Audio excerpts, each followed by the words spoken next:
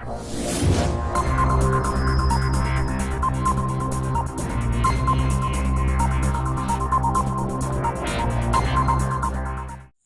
दोस्तों, नमस्कार, वेलकम। स्वागत है आप सभी का अपने यूट्यूब चैनल एग्ज़ाम मस्ती पर। आज हम यूपी टेट, एसएससी जीडी और ग्रुप डी एग्ज़ाम के लिए साइंस का क्लास लेकर आए हैं। साइंस आज पढ़ेंगे हम। साइंस के महत्वपूर्ण 20 प्रश्न लेकर आए हैं जो कि पिछले 5 वर्षों में पूछे गए हैं। तो आज इस क्लास में आप क्या पढ़ने वाले हैं? साइंस के 20 क्वेश्चन, बहुत ही महत्वपूर्ण क्वेश्चन। तो साइंस का ये पार्ट नंबर 1। तो सभी साथी एक साथ आ जाइए, वीडियो को शेयर कर दीजिएगा। सभी साथी एक साथ आ जाइएगा, वीडियो को लाइक भी कर दीजिएगा। चलिए स्टार्ट करते हैं आज का क्लास। देखते हैं पहला प्रश्न क्या है, पढ़िएगा कि दो संचार न्यूरॉन्स के बीच एक अंतर पाया जाता है जिसे क्या कहा जाता है? जल्दी से बताइएगा, जल्दी से क्वेश्चन का आंसर बताइएगा कि दो संचार न्यूरॉन्स के बीच एक अंतर पाया जाता है जिसे क्या कहा जाता है?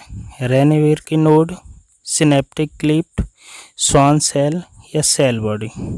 जल्दी से क्वेश्चन का आंसर दीजिएगा, क्या होगा? ये न्यूरॉन्स क्या होता है? न्यूरॉन्स अर्थात तंत्रिका कोशिका में निम्न भाग शामिल होते हैं। जरा ध्यान दीजिएगा, तंत्रिका कोश में निम्न भाग शामिल होते हैं। पहला तो आपका हो गया मस्तिष्क। क्या हो गया? मस्तिष्क। दूसरा हो गया आपका रीढ़ की हड्डी। ठीक है, ध्यान से समझिएगा। न्यूरॉन्स में जो भाग शामिल होते हैं, पहला होता है मस्तिष्क, रीढ़ की हड्डी, और एक होता है स्प्लीन। क्या होता है? स्प्लीन। तो न्यूरॉन्स क्या होता है, इसमें 3 भाग शामिल होते हैं, मस्तिष्क, रीढ़ की हड्डी और स्प्लीन। अच्छा, न्यूरॉन्स का कार्य क्या होता है? न्यूरॉन्स का कार्य होता है मस्तिष्क से सूचना का आदान प्रदान और विश्लेषण करना। न्यूरॉन्स का क्या कार्य होता है? मस्तिष्क से सूचना का आदान प्रदान और विश्लेषण करना। तो दो संचार न्यूरॉन्स के बीच एक अंतर पाया जाता है जिसे क्या कहा जाता है? इसका राइट आंसर हो जाएगा सिनेप्टिक क्लिफ्ट। क्या हो जाएगा? Synaptic Clift. तो आशा करते हैं समझ में आया होगा क्वेश्चन। चलिए दूसरे क्वेश्चन की ओर बढ़ते हैं और देखते हैं दूसरा क्वेश्चन क्या है। ध्यान से पढ़िएगा कि रघु 10 मीटर प्रति सेकंड की गति से साइकिल से अपने घर की ओर जा रहा है। उसे कुल 5.4 किलोमीटर की दूरी तय करनी है। वह प्रातः 6:54 पर चलना शुरू करता है। वह अपने घर किस समय पहुंचेगा? जल्दी से बताइएगा इसका आंसर। जल्दी से इस क्वेश्चन का आंसर बताइएगा। दूसरे प्रश्न का आंसर जल्दी से बताइएगा, क्या होगा सही आंसर? राइट आंसर क्या होगा? यहाँ पर स्पीड जो दी गई है, 10 मीटर पर सेकेंड, और यहाँ पर डिस्टेंस दी गई है, दूरी दी गई है 5.4 किलोमीटर। ठीक है, तो यहाँ पर जो टाइम लगेगा इस 5.4 किलोमीटर को तय करने में, जो टाइम लगेगा, टाइम बराबर होता है time equal to distance upon speed. तो डिस्टेंस कितना है? 5.4 किलोमीटर। क्योंकि यहाँ पर स्पीड मीटर पर सेकंड में है तो इसको भी मीटर में बनाना होगा, तो 1000 से मल्टीप्लाई करना होगा अपॉन में 10। तो यहाँ पर एक पॉइंट से चला जाएगा, तो यहाँ पर कितना जीरो बचेगा?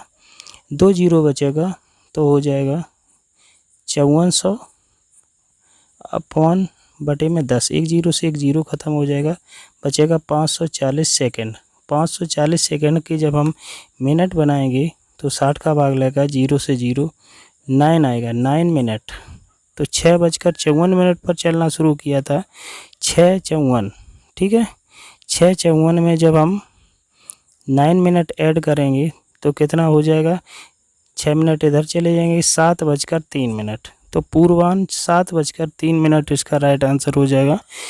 जिन भाई और बहनों का आंसर पूर्वाह्न 7:03 o'clock से आया था, बिल्कुल सही आंसर है 7:03। सुबह के 7:03 इसका राइट आंसर हो जाएगा विकल्प नंबर सी। चलिए तीसरे क्वेश्चन की ओर बढ़ते हैं।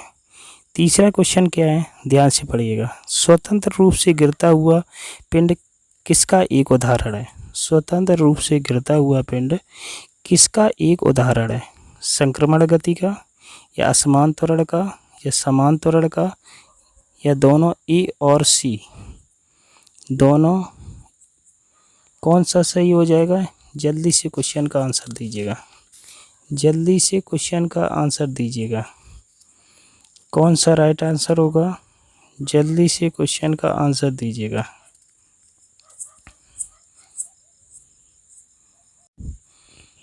तो इसका राइट आंसर क्या होगा?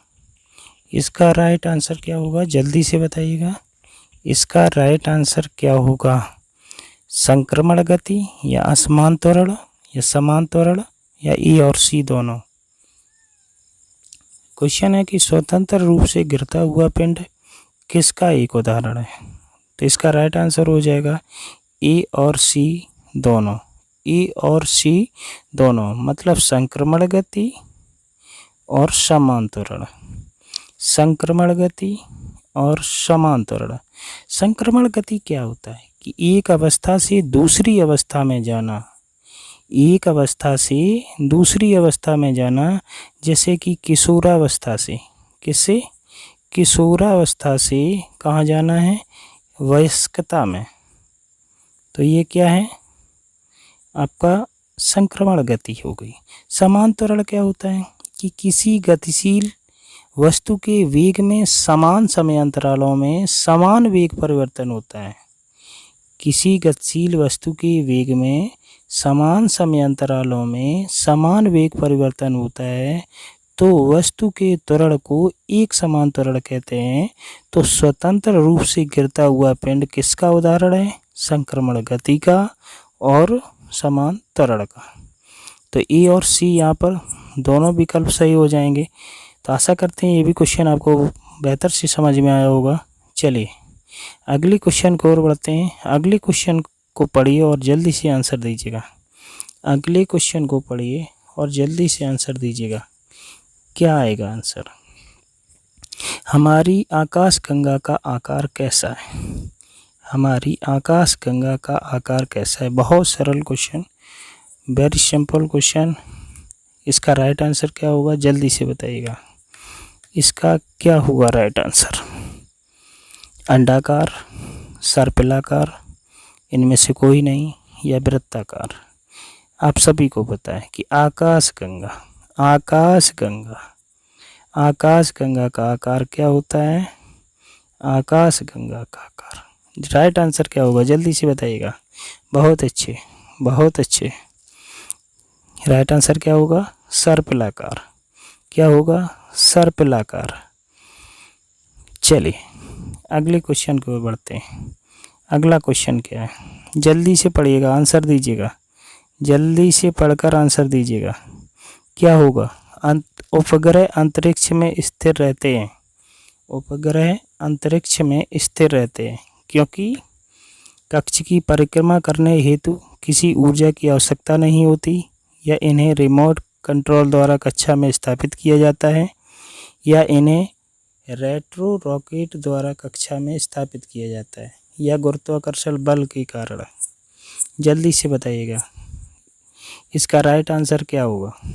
इसका राइट आंसर क्या होगा कि उपग्रह अंतरिक्ष में स्थिर रहते हैं क्योंकि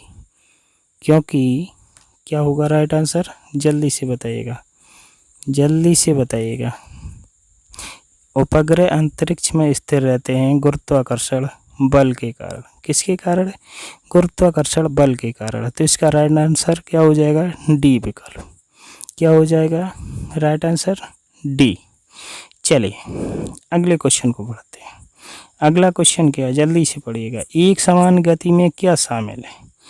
एक समान गति में क्या शामिल है? जब वस्तु पर कोई बाह्य बल नहीं लगाया जाता, जब किसी वस्तु की गति स्थिर होती है, या जब किसी वस्तु का त्वरण शून्य होता है, या उपरोक्त सभी।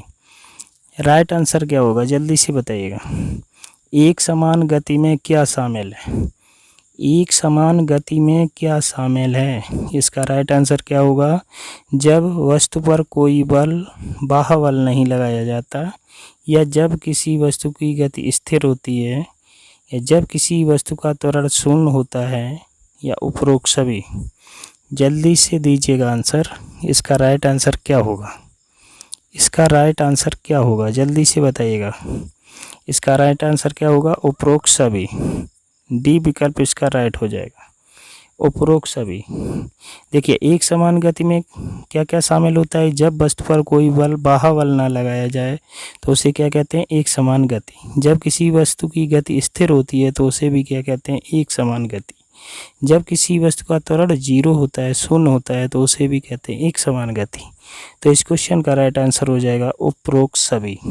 चलिए अगले क्वेश्चन को देखते हैं। अगला क्वेश्चन क्या है, जल्दी से पढ़िएगा और आंसर दीजिएगा। निम्नलिखित में से क्या ध्वनि की गति को प्रभावित नहीं करेगा? कौन सा नहीं करेगा, जल्दी से बताइएगा। दाब, आर्द्रता, माध्यम का प्रकार, या तापमान। जल्दी से बताइएगा, क्वेश्चन को पढ़िएगा कि निम्नलिखित में से क्या ध्वनि की गति को प्रभावित नहीं करेगा? क्या नहीं करेगा? बिल्कुल, बहुत अच्छे बहुत अच्छे। राइट आंसर दाब। इसका राइट आंसर क्या हो जाएगा? दाब। दाब जो है ध्वनि की गति को प्रभावित नहीं करेगा। इसका राइट आंसर ए, दाब। चलिए बहुत अच्छे। Question number 8। क्वेश्चन नंबर 8 को पढ़ेंगे। ध्वनि एक तरंग है। ध्वनि किस प्रकार की तरंग होती है? जल्दी से आंसर दीजिएगा, जल्दी से आंसर दीजिएगा। ध्वनि किस प्रकार की तरंग होती है? अनुप्रस्थ, या कृत्रिम, या अनुदैर्ध्य, या प्राकृतिक। ध्वनि किस प्रकार की तरंग होती है? जल्दी से आंसर दीजिएगा इस क्वेश्चन का कि ध्वनि किस प्रकार की तरंग होती है। ध्वनि एक तरंग है, किस प्रकार की? जल्दी से आंसर दीजिएगा। तो इसका राइट आंसर क्या हो जाएगा? अनुदैर्ध्य। क्या हो जाएगा? अनुदैर्ध्य। सी विकल्प इसका सही हो जाएगा। चलिए बहुत अच्छे आंसर दे रहे हैं आप लोग। चलिए अगले क्वेश्चन को पढ़ते हैं। अगला क्वेश्चन नंबर 9। क्वेश्चन नंबर 9 कि लड़कियों की आवाज़ लड़कों की तुलना में क्यों तीखी होती है? लड़कियों की आवाज़ लड़कों की तुलना में क्यों तीखी होती है? जल्दी से आंसर दीजिएगा। लड़कियों की आवाज़ लड़कों की तुलना में क्यों तीखी होती है? उपरोक्त में से कोई नहीं, या क्योंकि उनकी उच्च ध्वनि की उच्च आवृत्ति है, या क्योंकि उनकी ध्वनि की आवृत्ति कम है, या क्योंकि उनकी ध्वनि में उच्च तीव्रता होती है। कौन सा राइट आंसर होगा?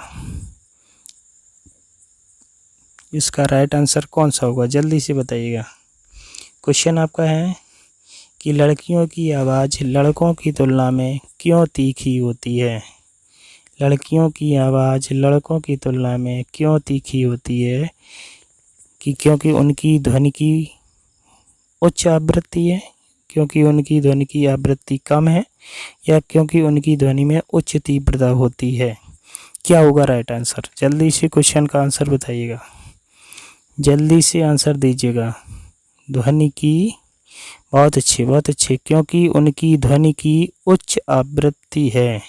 कौन सी है? उच्च आवृत्ति है। चलिए इस क्वेश्चन का राइट आंसर बी हो जाएगा। बी हो जाएगा क्योंकि उनकी ध्वनि की उच्च आवृत्ति है। चलिए अगले क्वेश्चन को पढ़ते हैं। अगला question, question number 10। Question number 10 आकाश में एक इंद्रधनुष के रंगों का विस्तार मुख्य रूप से किसके द्वारा होता है? बहुत अच्छा क्वेश्चन।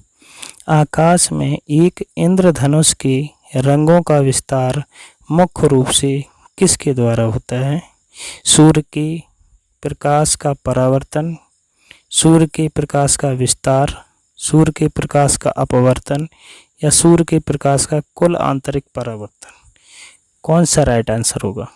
जल्दी से बताइएगा, जल्दी से बताइएगा। इसका राइट आंसर क्या होगा? इसका राइट आंसर क्या होगा? जल्दी से बताइएगा। क्वेश्चन है, आकाश में एक इंद्रधनुष के रंगों का विस्तार मुख्य रूप से किसके द्वारा होता है? किसके द्वारा होता है? जल्दी से आंसर दीजिएगा। होता है सूर्य के प्रकाश का विस्तार, सूर्य के प्रकाश का विस्तार। बहुत अच्छे, राइट आंसर बी हो जाएगा। राइट आंसर बी के साथ चला जाएगा। किसके साथ चला जाएगा? बी के साथ। चलिए अगले क्वेश्चन को पढ़ते हैं। क्वेश्चन नंबर 11 कि हवा की अनुपस्थिति में कोयले के सुदृढ़ ताप को क्या कहा जाता है? हवा की अनुपस्थिति में कोयले के सुदृढ़ ताप को क्या कहा जाता है?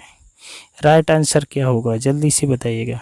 हवा की अनुपस्थिति में कोयले के सुदृढ़ ताप को क्या कहा जाता है?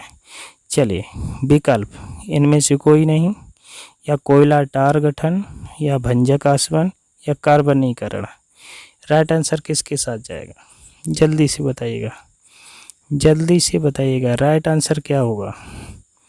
राइट आंसर क्या होगा? हवा की अनुपस्थिति में कोयले के सुदृढ़ ताप को क्या कहा जाता है?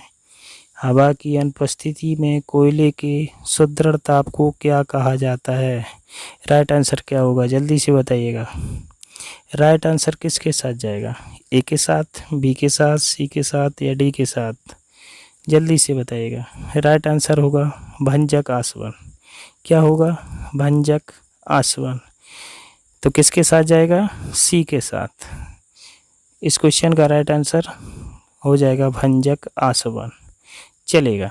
क्वेश्चन नंबर 12, क्वेश्चन नंबर 12 पढ़िएगा। कोयले के निर्माण की प्रक्रिया को क्या कहा जाता है? कोयले के निर्माण की प्रक्रिया को क्या कहा जाता है? जल्दी से बताइएगा। कोयले के निर्माण की प्रक्रिया को क्या कहा जाता है? भंजक आसवन, कार्बन डेटिंग, या कार्बनीकरण, या इनमें से कोई नहीं? जल्दी से बताइएगा। कोयले के निर्माण की प्रक्रिया को क्या कहा जाता है? कोयले के निर्माण की प्रक्रिया को क्या कहा जाता है? जल्दी से बताइएगा, जल्दी से बताइएगा। राइट आंसर क्या होगा? राइट आंसर क्या होगा? जल्दी से बताओ, जल्दी से बताइएगा। क्या होगा? राइट आंसर इसका होगा कार्बनीकरण। क्या होगा? कार्बनीकरण। आखिर ये कार्बनीकरण क्या होता है?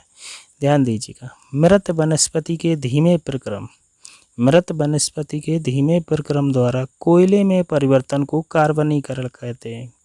कार्बनीकरण क्या होता है? मृत वनस्पति के धीमे प्रक्रम द्वारा कोयले में परिवर्तन को हम क्या कहते हैं? कार्बनीकरण। क्या कहते हैं? कार्बनीकरण। तो कोयले के निर्माण की प्रक्रिया को क्या कहा जाता है? कार्बनीकरण।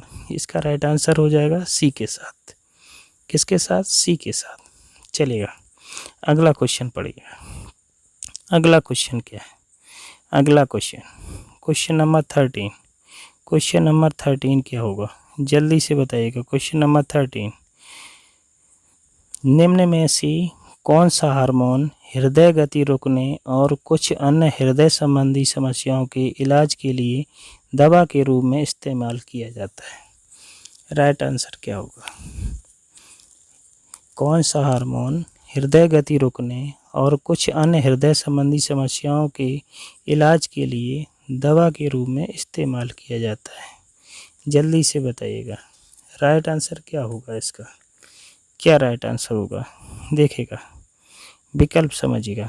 इंसुलिन, एपिनेफ्रिन, कैल्सीटोनिन, या थायरॉक्सिन। आखिर ये इंसुलिन क्या होता है? ध्यान से समझिएगा एक एक के बारे में। इंसुलिन के क्या कार्य होते हैं? इंसुलिन एक प्रकार का हार्मोन होता है। क्या होता है? इंसुलिन एक हार्मोन होता है जिसका निर्माण, बहुत ज़्यादा क्वेश्चन पूछा गया है कि इंसुलिन का निर्माण कहाँ होता है? तो इंसुलिन का निर्माण अग्नाशय में होता है। कहाँ होता है? अग्नाशय में। हमारा जो आमाशय होता है कार्बोहाइड्रेट को रक्त शर्करा में परिवर्तित करता है।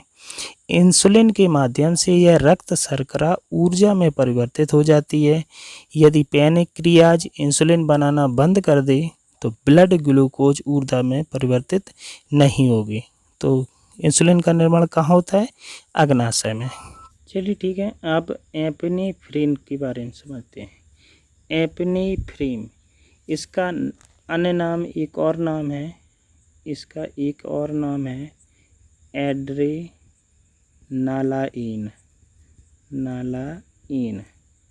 एड्रेनालाइन। ठीक है, इसका उपयोग किस में होता है?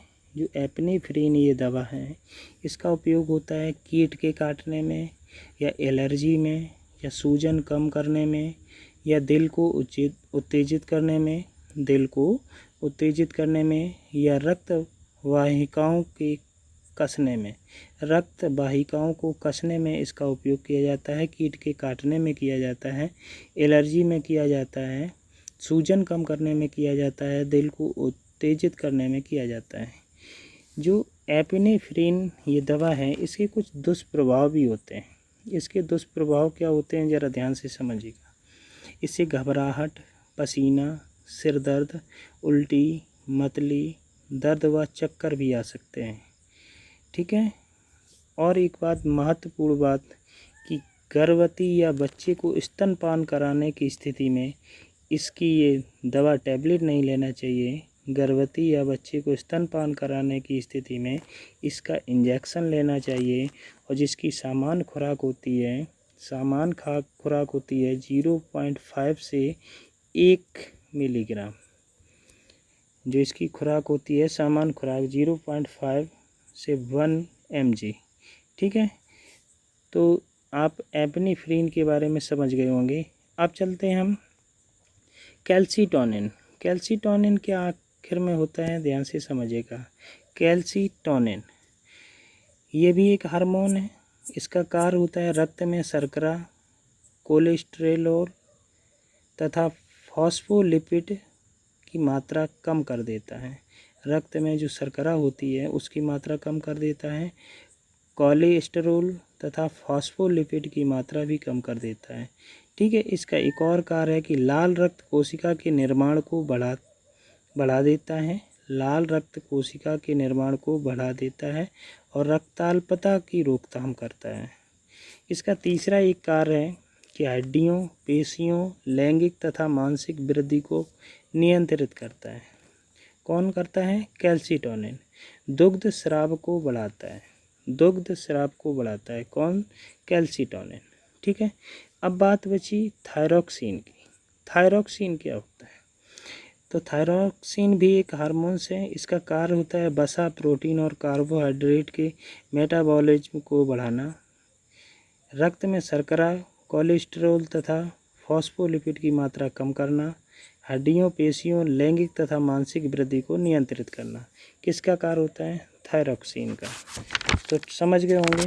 तो इसका राइट आंसर क्या होगा, जल्दी से बताइएगा कि कौन सा हार्मोन हृदय गति रोकने और कुछ अन्य हृदय संबंधी समस्याओं के इलाज के लिए दवा के रूप में इस्तेमाल किया जाता है। जल्दी से इसका राइट आंसर दीजिएगा। राइट आंसर इसका जल्दी से दे दिया। अब देखिए, प्रत्येक के बारे में आप समझ गए। अब राइट आंसर देने में कोई दिक्कत नहीं होनी चाहिए। कौन सी होगी? एपिनेफ्रिन। कौन सा विकल्प सही होगा? राइट आंसर क्या होगा? एपिनेफ्रिन। तो इस राइट आंसर किसके साथ जाएगा? बी के साथ। चलें अगले क्वेश्चन को समझते हैं। अगला क्वेश्चन क्या है? क्वेश्चन नंबर 14 कि सिस्मोग्राफ एक उपकरण है जिसका इस्तेमाल किसके लिए किया जाता है? बहुत ही सिंपल क्वेश्चन। सिस्मोग्राफ का इस्तेमाल किसके लिए किया जाता है?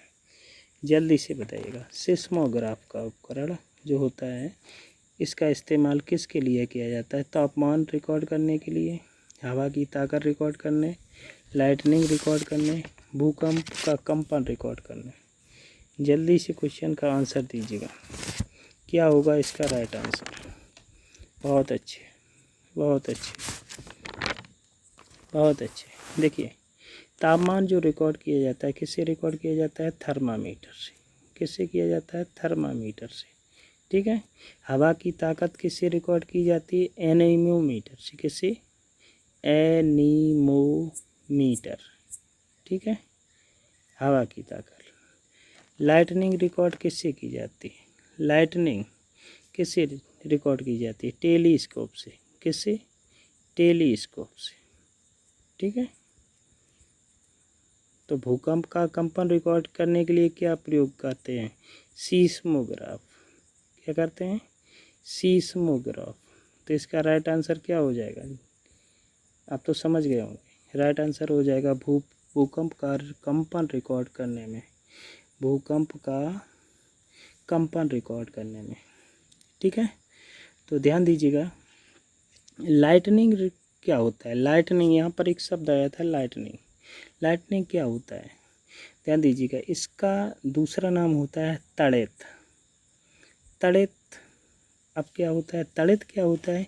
जो आकाशीय बिजली होती है उसकी कड़कड़ाहट, आकाशीय बिजली की कड़कड़ाहट को हम तड़ित या आकाशीय बिजली या बिजली की स्पार्किंग या लाइटनिंग, समझ गए? ये सभी एक ही चीज़ के अलग अलग नाम दिए गए हैं, लेकिन बात एक ही है।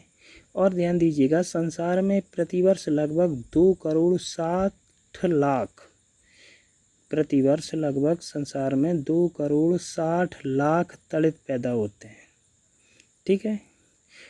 और एक महत्वपूर्ण इसका तथ्य है लाइटनिंग का, जो लॉन्गेस्ट डिस्टेंस है इसका 709 किलोमीटर, 709 किलोमीटर लंबी ये तड़ित देखी गई है 31/10/2018 को ब्राज़ील में। और इसका जो समय है, अधिकतम समय, लॉन्गेस्ट ड्यूरेशन जो है 16.7 सेकेंड है। ये 4 मार्च 2019 को देखा गया अर्जेंटीना में, ठीक है। एक और चीज़ ध्यान से समझेंगे कि जो बिजलियाँ 100 किलोमीटर से अधिक दूरी तक फैलती हैं, जो बिजलियाँ 100 किलोमीटर से अधिक दूरी तक फैलती हैं, उन्हें हम मेगा फ्लैश कहते हैं। क्या कहते हैं? मेगा फ्लैश कहते हैं। तो भूकंप के मापन के लिए किसका प्रयोग होता है? सीस्मोग्राफ का। किसका प्रयोग होता है? सीस्मोग्राफ। तो सीस्मोग्राफ एक उपकरण है जिसका इस्तेमाल किसके लिए किया जाता है? भूकंप का कंपन रिकॉर्ड करने में। चलिए अगले क्वेश्चन को देखिएगा। अगला क्वेश्चन 15th, भूकंप की शक्ति को बड़े पैमाने पर, भूकंप की शक्ति को बड़े पैमाने पर परिमाण के रूप में व्यक्त किया जाता है, जिसे क्या कहा जाता है? जल्दी से बताइएगा, जल्दी से बताइएगा, क्या आंसर आएगा? भूकंप की शक्ति को बड़े पैमाने पर परिमाण के रूप में व्यक्त किया जाता है, जिसे क्या कहा जाता है? विकल्प है राइटर स्केल, कंपन स्केल, रिक्टर का पैमाना, भू स्केल। क्या आंसर होगा इसका? राइट आंसर क्या होगा? जल्दी से बताइएगा, राइट आंसर क्या होगा? जल्दी से बताइएगा। क्वेश्चन, भूकंप की शक्ति को बड़े पैमाने पर परिमाण के रूप में व्यक्त किया जाता है, जिसे क्या कहा जाता है? क्या कहा जाता है?